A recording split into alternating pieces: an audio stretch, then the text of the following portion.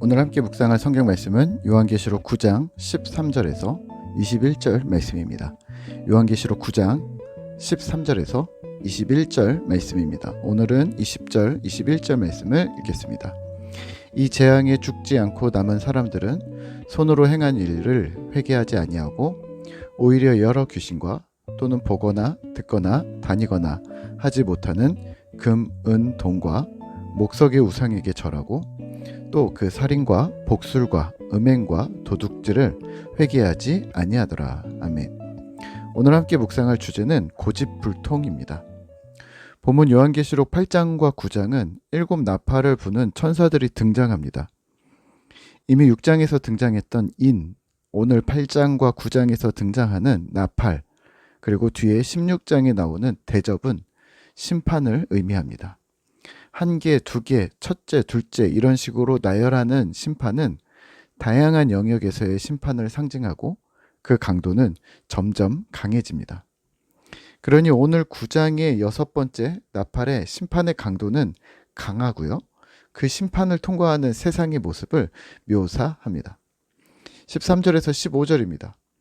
여섯째 천사가 나팔을 불매 내가 들으니 하나님 앞 금제단 네 뿔에서 한 음성이 나서 나팔 가진 여섯째 천사에게 말하기를 큰 강 유브라데에 결박한 네 천사를 놓아주라 하매 네 천사가 놓였으니 그들은 그 년, 월, 일시에 이르러 사람 3분의 1을 죽이기로 준비된 자들이더라. 아멘. 여섯 번째 나팔을 천사가 불 때 그 천사를 향해 하나님이 명하시는데요. 갇힌 네 천사를 풀어주라 합니다. 하지만 이들의 명칭은 천사였지만 3절에서와 같이 인간 세계의 3분의 1을 죽이기로 준비된 심판자들이었습니다. 어떤 주석은 악마라고도 하고 또 9장 앞부분을 빗대어서 추방당한 천사, 타락천사라고도 말합니다만 여하튼 이들은 심판을 대행합니다. 이들의 부활의 목적은 하나님을 반역한 자들을 향한 심판, 고통을 주는 것이었습니다. 주님의 백성들을 괴롭히고 핍박하고 하나님을 배신하고 뜻을 거스르는 자들을 향한 처절한 심판이었습니다. 그래서 불과 유황, 수많은 군대 등의 위협적인 단어들로 이들을 묘사합니다. 그리고 인간 세상의 3분의 1은 죽임을 당했습니다. 그 다음은 어떻게 되었을까요? 사실 이 다음이 또 반전입니다. 20절과 21절입니다. 이 재앙에 죽지 않고 남은 사람들은 손으로 행한 일을 회개하지 아니하고 오히려 여러 귀신과 또는 보거나 듣거나 다니거나 하지 못하는 금, 은, 동과 목석의 우상에게 절하고 또 그 살인과 복술과 음행과 도둑질을 회개하지 아니하더라. 아멘. 그렇게 철저한 심판을 당했음에도 불구하고 살아남은 사람들은 돌이키지 않았습니다. 회개하지 않았습니다.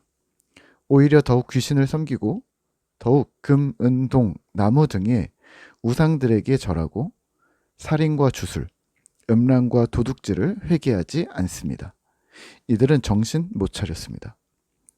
오늘 말씀을 묵상하며 우리는 무엇을 기억해야 할까요? 고집불통입니다. 고집불통은 앞뒤가 꽉 막힌 고집이 세어 융통성이 없는 것을 지칭하는 단어인데요. 이들은 지금의 방식을 바꾸려 하지 않습니다. 무엇이 잘못된 것인지 찾으려 하지 않습니다.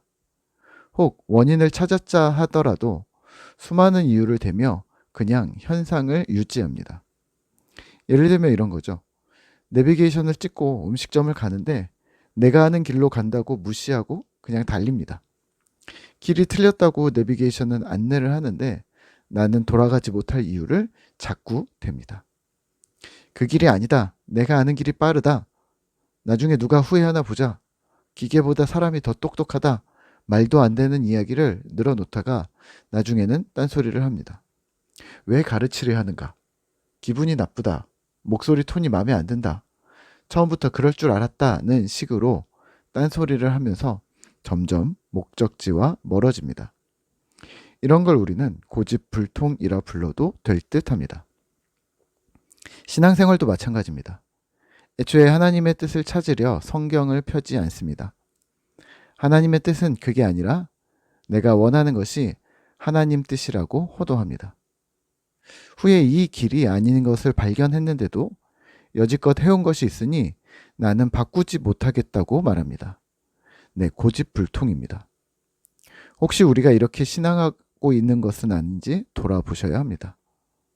매번 위기와 고난, 부르짖음, 구원과 평화, 재해 타락, 이 사사기의 사이클, 악순환의 구조를 반복하고 있는 것은 아닌지 스스로 점검하셔야 합니다.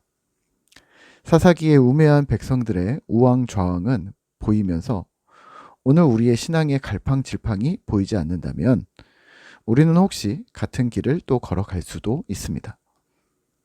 이 부분에서 가장 큰 문제는 고집스러운 불통입니다. 누구의 말도 들으려 하지 않는 것이죠. 심지어는 하나님의 말씀, 하나님의 음성조차도 말입니다. 예전에 어떤 청년이 있었습니다. 믿음이 좋아지고 싶다 했습니다. 그래서 주일 예배를 오라 했습니다. 그랬더니 자기는 직장 때문에 예배에 올 수 없다 했습니다. 그러면 큐티를 하고 신앙서적을 읽고 성경을 읽으며 경건 훈련을 매일 해도 된다고 했습니다. 하지만 그는 큐티를 배워본 적이 없고 성경은 어렵고 신앙서적은 부담이 된다고 했습니다. 그러면 기도라도 하라고 했는데요. 이 역시 자신은 끈기가 부족해서 기도가 잘 안 된다고 했었습니다. 그래서 어떻게 했을까요? 당시에는 저도 젊고 이 친구도 젊고 해서 붙잡아 놓고 일주일 동안 기독교 세계관을 매일 책을 읽고 가르쳤습니다. 마지막 시간에 이렇게 얘기를 했습니다. 목사님, 믿음이 자란 것 같아요. 저 회사 생활에 자신이 생겨요. 칭찬하고 격려한다고 축복하면서 보내줬는데요. 그 후로는 연락이 없습니다. 사실 이 친구에게 중요한 것은 그런 신앙의 훈련과 더불어 삶에서 버텨낼 수 있는 삶의 훈련이 병행되어야 했는데요. 그 부분은 할 수가 없었습니다. 이미 삶에 너무 많은 핑계와 이유가 있었기 때문입니다. 오늘 우리는 어떻게 해야 할까요?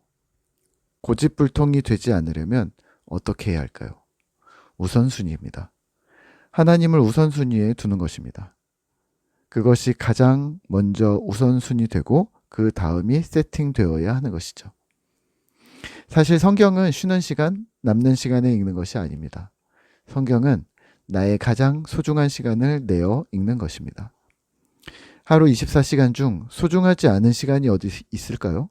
하지만 그 중의 시간을 따로 떼어 놓는 것이죠. 우리 신앙의 선배들은 하루의 첫 시간, 새벽 시간을 말씀과 기도로 보냈습니다. 하루의 첫 스타트를 주님 만나면서 시작하는 좋은 전통이 한국 교회를 살렸던 것이죠. 그렇다면 우리도 그런 도전을 하면 어떨까요? 계속 악순환을 반복하지 마시고 삶의 결단, 하나님이 우선 되시는 결단을 하고 하루를, 한 주를 시작하는 신실한 꿈터 성도 되시기를 기도하겠습니다.